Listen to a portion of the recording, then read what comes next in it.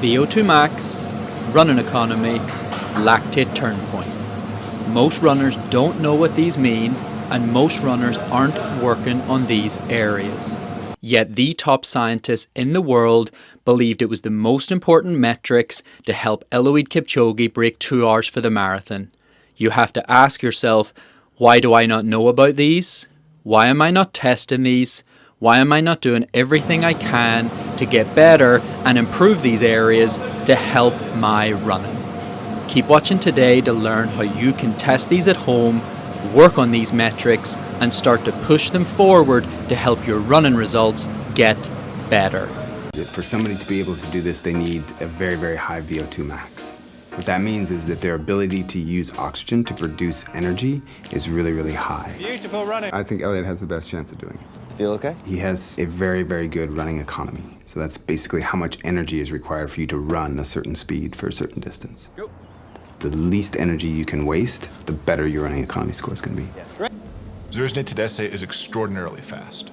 One of the things we measure in sports science is lactate, and that tells us how much stress the muscle is under. The more lactate, the more it rises in the muscle, the harder you're pushing the muscle. Nice job, Zerzne. Keep on it. What we know from Zerzne is that even at world record pace, we're barely torturing the engine. He makes very little lactate. Let's now take a dive into these 3 metrics. By the end of this video, I want to make sure that you know how to test this stuff at home, you know exactly what to do to improve this stuff, and why it's really going to help you run faster in future, not feel as tired when you're running, and just enjoy running more. If you start working on these 3 areas, running is going to become second nature to you. Before, when it was tough, it no longer will be. Let's improve your lactate threshold speed, let's get that VO2 max higher, and let's see if we can even get your running economy and how efficient you are into a better place. Let's start with VO2 max. What is VO2 max? So by definition, running VO2 max is the maximum amount of oxygen that a person can consume or utilize during intense exercise. This is measured by how much oxygen your body can take in and use. It's not just how much oxygen can you get in, it's how much oxygen can you take in and push to your muscles. How much oxygen can you get in and actually put to good use. It's super important. Running, transferring blood around the body, keeping the muscles working is all linked to oxygen uptake and utilizing it. Now, before that gets a bit too sciencey, how is it going to help the marathon? Why was it deemed as such an important topic? Why it becomes so important to not neglect VO2 max training or where your VO2 max is because, of course, if you can run at 90% of your VO2 max, you want your VO2 max to be in the best place possible. Why on earth would you want to stand on a start line and your VO2 max, for example, be 60 if it can be 70? 90% of 70 is a lot higher than 90% of 60. I believe that a lot of athletes are neglecting VO2 max work, and that's why on the start line, they're not able to operate at the highest intensity possible or the highest speed possible. There's a test called the Cooper test. The Cooper test was set up to be probably, I think, around 90% as accurate from studies as the VO2 max test in a lab. In the Cooper test, and there's a link in the description, you run for 12 minutes as far as you possibly can, and then you type how far you were able to run into a calculator. The calculator then gives you an estimated VO2 max. I think Garmin watches now have this feature. It's worth doing. Why is it worth doing? So that when you implement some training to potentially help your VO2 max, you can retest in 5 or 6 weeks' time and see, am I in a better place? Have I improved my VO2 max? Super, super important. Okay, so once you've done your test, perhaps you do the Cooper test, or perhaps you go into a lab and you test your VO2 max. Now what you can do is start to do some sessions to move it forward. I would either recommend using a hill or a grass feed. This is going to slow you down a bit and take away some of the pounding. I would recommend you do between 10 and 15 minutes of reps, and what you could do is perhaps 10 times 60 seconds hard, 60 seconds easy. Then you can come back maybe like 7 to 10 days later and do 2-minute reps, 5 times 2 minutes hard, maybe 90 seconds easy. And then a week later or 10 days later, you can go back to that same place, same field, and perhaps you can even do 5 times 3 minutes hard with 90 seconds to 2 minutes easier. What you're going to find is the next time you go back and you do a retest, your VO2 max will have improved significantly. Now, you can only improve your VO2 max for about 6 or 8 weeks. So once you've done 6 or 8 of those sessions, your VO2 max will get to its best place. How are you going to get better? Well, that's the next topic we're going to talk about. Lactate threshold. How do we improve that to make sure that you can combine them both to be in the best place possible? So by definition, a high lactate threshold speed or lactate turn point or critical speed, these markers refer to the speed that you can maintain for a long time. Once you start to go above this speed, you fall away from a steady state. You fall away from that steady state quickly. And so you start to enter a state of fatigue, and that's why it's so important to have that lactate turn point in a really good place. The faster you can get your lactate turn point to, of course, that's the area just before you start to hit fatigue. Okay, so how do you test that lactate turn point? How do you test that steady state and know what is that threshold? I've done a full video on threshold before. It'd be really worth you looking at it.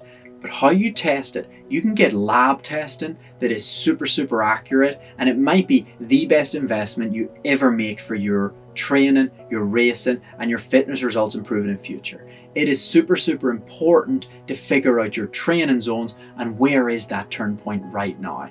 I know the Garmin gives suggestions of tests, but if I was going to give a test that you can do at home, that steady state, the lactate turn point, it's roughly a speed that you can handle for 1 hour 40 minutes. So what I would suggest to do isn't to run a race, but if you know that your half marathon PB is 1 hour 40, well then of course your lactate turn point or that steady state is 1 hour 40 for the half marathon, that pace.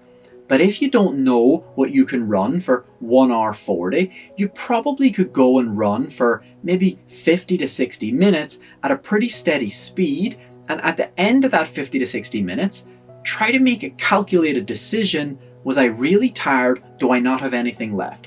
Could I have done a little bit more? And you can start to figure out roughly, if you don't want to do the lab test and you don't know where your lactate turn point or steady state speed is, you could run for, like I said, 50 to 60 minutes and then start to see, how do I feel?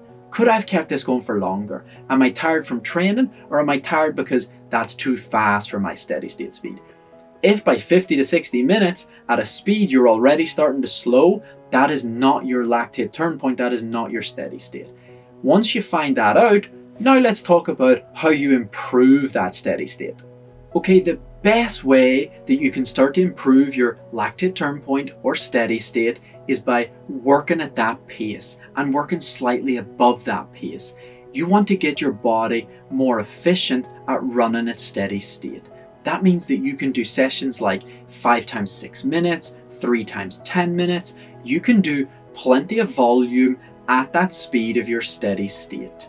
It can be boring, I know you can go faster, but the key is to hold back. Then you can do sessions slightly above your steady state, and that's days where you can start to nudge it forward and push it forward.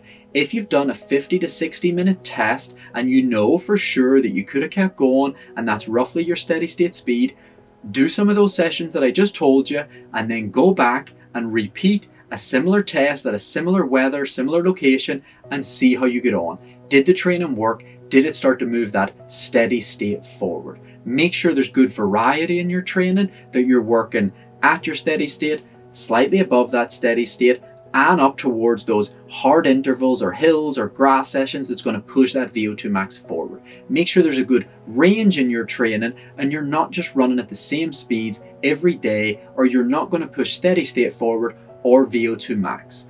But what if there's something even more important than VO2 max and lactate turn point or steady state? What if there's something that you could start working on at home that would improve your running even more, and maybe you're neglecting it? Maybe you haven't even thought about it. Let's talk about running economy, why it's so important, how you might test it at home or in the lab, and perhaps why it might be a massive contributor to your next personal best, whether it's marathon, 10K, half marathon. This is so important, and let's talk about how you can start improving your running economy. So my understanding of running economy is how efficient your body is at running, and running at various speeds. If you have a world-class running economy, it would likely be like you're an electric car. You can just keep going and you're not using fuel. If you have a terrible running economy, well then that's likely being a bit like a Ferrari. You burn through fuel, you might be fast, but you burn through fuel too quickly.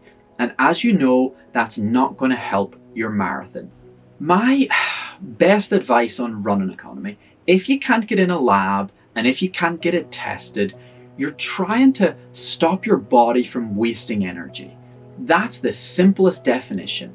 What I would do personally is I would get a treadmill, I would set up a camera, and I would video myself running.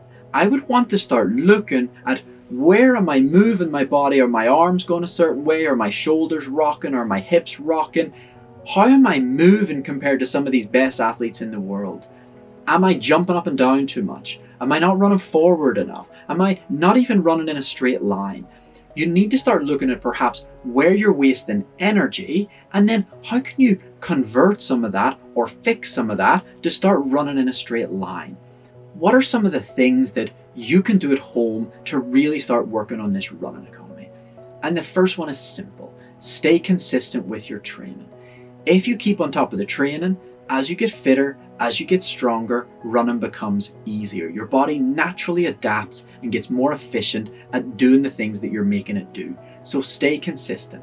But specifically, if you want to become a better athlete at the speed that you want to eventually race a marathon, well, you have to help your body. You have to practice running at that pace until it gradually becomes more and more efficient at that pace. That's so important. The next area that perhaps you might want to focus on is strength and conditioning. I'm not talking about going mad in the gym. I'm not talking about big squats or big Olympic lifts. I'm just talking about starting to strengthen some of the areas that you know break down. Maybe it's your calves, maybe it's your hamstrings, maybe it's your glutes, maybe it's your back, maybe it's your core. Start to work on some of these areas, make them a little bit stronger, and by making them a little bit stronger, you're going to make sure that the next time you're out there running, your body just finds it a bit easier. It's that simple. Start to look up exercises or go to my website, joggingroom.com, heaps of strength stuff there. Start to look at things. How can I start to improve the areas of my body that break down, make them slightly stronger, be better at running, find running easier. Another area is to increase your mileage. Now I say that lightly. Of course, the more you run, the better your body will get at running. That's going to help your running economy. But you must do this gradually. Think about the 10% rule. And so if you currently run 10 miles, you can up it to, I think, 11. And as you build, each week you can add, I'm going to say between 10 to 20% if your running is that low. But if you're at 40 miles or 50 miles, think about adding 10 to 15%, an extra 5 miles, but don't do it all at once. You could add 2 miles to your Monday run, a couple of extra miles to your Thursday run. But now we're going to lead to one of the next important parts, and that's focusing on your recovery. Because if you're not focusing on your recovery, it's very hard to train more to get these running economy benefits. So you've maybe recorded yourself, you've started to work on some of the areas that you know break down, you've got them a bit stronger, you're running a bit more, but now is the most important time to double down on that recovery. Do not let your body get tired before it gets fitter. We want your V02 max to be better, we want your steady state, that lactate turn point to be better, and we want to improve that running economy.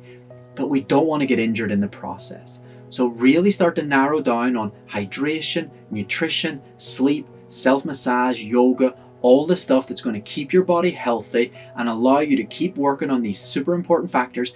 If running was easy, everybody would be brilliant at it. Everybody would be attempting sub 2 hours.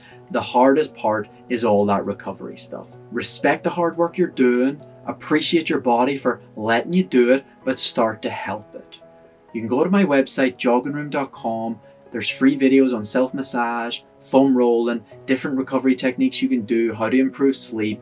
Go check it out, start to work on these things, but don't neglect pushing that VO2 forward, working on that threshold speed, and trying to help your running economy. Seriously, if the top scientists in the world deem these parameters or factors or metrics as the most important for running a fast marathon, start to ask yourself the question, why am I not working on these things? Why am I not trying to improve these things? Why do I not even know if I have a good VO2 max or a good threshold pace or a good running economy? Start to ask yourself that question, why am I not working on these things? And then pay attention to this video and start to add these things in place to help you get better. If you like this video, like, subscribe, give me some love, but do check out joggingroom.com. 60 lectures, 12 hours worth of tips, 5 focus areas: recovery, nutrition, working on that psychology, how to plan your year running specific, and then finally strength, everything you could think about in the gym. It'll really help you. Go check it out. Take care. Enjoy your running.